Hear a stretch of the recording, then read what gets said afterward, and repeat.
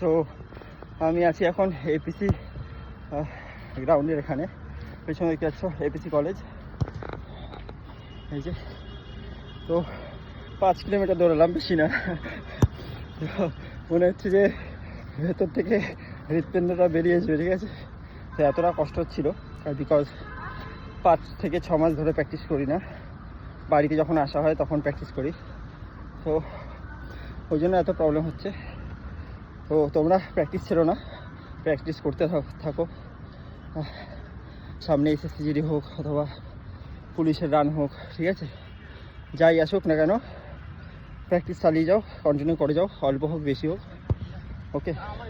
তো আমার মতো তাহলে প্রবলেমটা হবে না, এন্ডুরেন্সের প্রবলেম খুব হচ্ছে। তো 5 কিলোমিটার দিয়েছি, তো আস্তে আস্তে আর একটু বাড়াবো।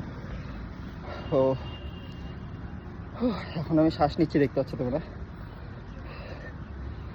যাই হোক, প্র্যাকটিস ছিল না, প্র্যাকটিস চালিয়ে যাও, আর কি বলবো। তো জয় হিন্দ।